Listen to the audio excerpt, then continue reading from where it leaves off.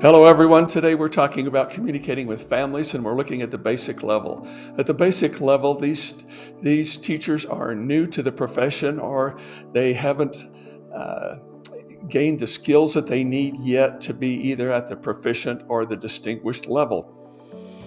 They try to communicate the purpose of the learning to the students, but it doesn't always happen exactly the way it should at the proficient or distinguished levels. And if we were to ask students why they are learning what they're learning, some would know, some would not.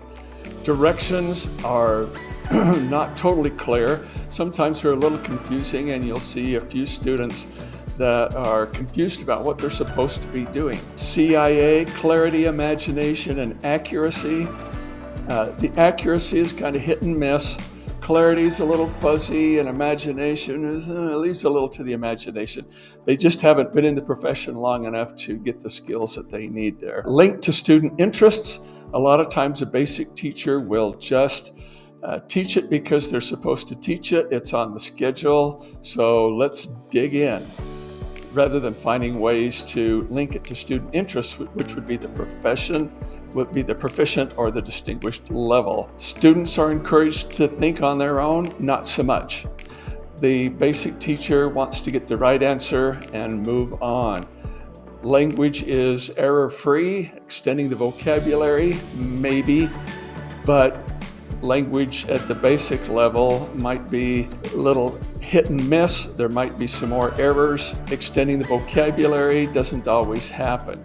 And encouraging students to think on their own at the basic level. The basic level teacher just wants to get through the lesson, and so students thinking on their own kind of gets in the way for them. Today we're talking about questioning and discussion techniques on the evaluation form. We're looking at element 3B and basic. What can you expect at a basic level? At a basic level, this is what is expected of a brand new teacher or someone new to the profession. As far as asking questions that deepen student understanding, the basic teacher has not perfected that yet. They don't do a lot of that. There's some of it, but you can see that at that level, they are still learning and developing as a teacher, and there's mostly questions that are yes or no and covering the material and moving on to the next subject. The divergent and convergent questions, not so much. Mostly yes or no, lower level questioning. There's not so much of hypotheses and connections, but rather it's let's cover the topic and let's stick to my lesson plans and let's be done and go on to the next lesson the next day. The teacher doesn't build that much upon student responses. At the basic level, they accept the student response and they move on. And questions are animated and engaging, not so much in a basic level teacher's classroom. They're mostly just going through the motions and because they're developing the skills at this level. High quality questions, mostly yes or no questions, lower level questions. The discussion techniques it's like trying to encourage people to participate because of the kinds of questions that are asked. The student discussions don't really seem to go anywhere, and you'll notice that when you see that in a basic level teacher's classroom. A sage on the stage versus a guide on the side. This is where the teacher does the work at the basic level. They haven't yet learned to trust the kids enough, to trust their own ability to turn a lot of the heavy lifting over to the students. They still think that they have to be in charge. It's my classroom, I'm the boss. There you go. So levels of student participation, there's pretty much one level, whatever they're doing, and kids have to adapt to whatever the teacher is teaching and whatever level they're teaching on that day.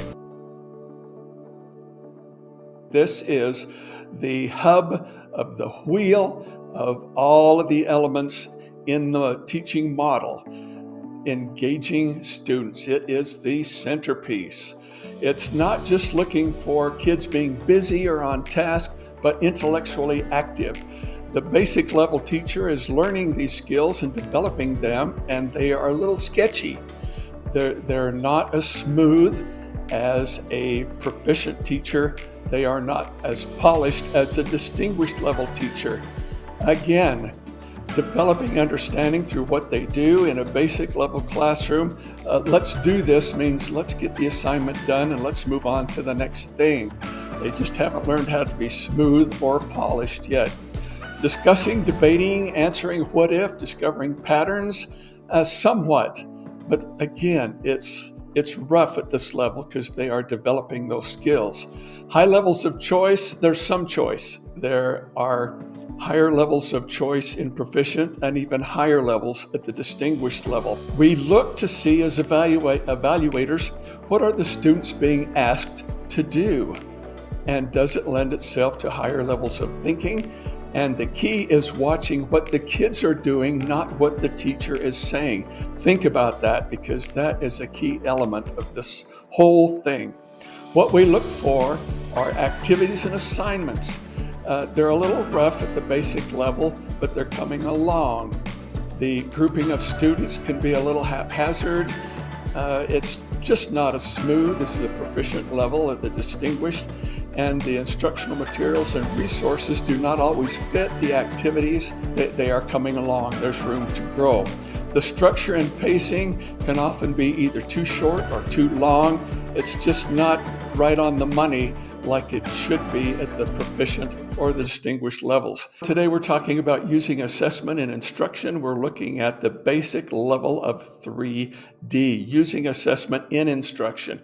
We're talking about assessment not at the end of the lesson, but we're talking about using assessment while the lesson is going on, much like an umpire referees the baseball game as it goes along, calling balls and strikes, these kinds of things, providing feedback to the players as to what is happening.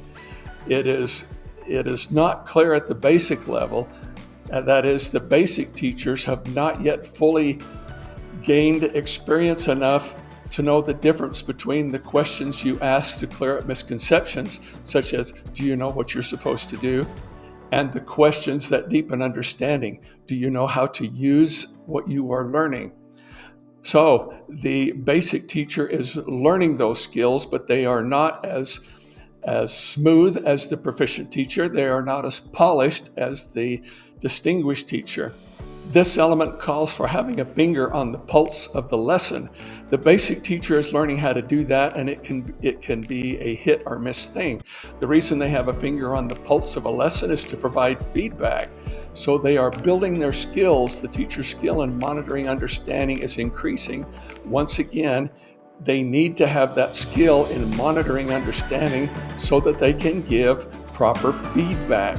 It's necessary for providing appropriate feedback. Today we're talking about flexibility and responsiveness. We're looking at element 3E at the basic level. This is what you would expect of a brand new teacher or someone who is new to the profession. This level of skill in making adjustments in a lesson, they just haven't learned quite how to do that smoothly yet. They're not as smooth as the proficient teacher. They're not as polished as the distinguished teacher. They are learning those skills on how to adjust. When the teachable moment comes along, sometimes they're able to respond effectively to it. Sometimes not so much. It's a little sketchy, but they are in the process of learning these skills. And as time goes on, they will get better. But right now it's at the basic level. So the elements to look at are lesson adjustment. The basic teacher is learning how to do that. They are trying hard. They're just not quite there yet. There are times when they try hard and they just have this look in their eyes like, oh my goodness, what do we do here? But the proficient and the distinguished teachers don't do that. So that is one thing we look for. Their bag of tricks, they might be persistent, but they don't have a whole lot of alternative approaches just yet. They are developing those alternate approaches. And so we have a lot to work with here, but they're just not quite there.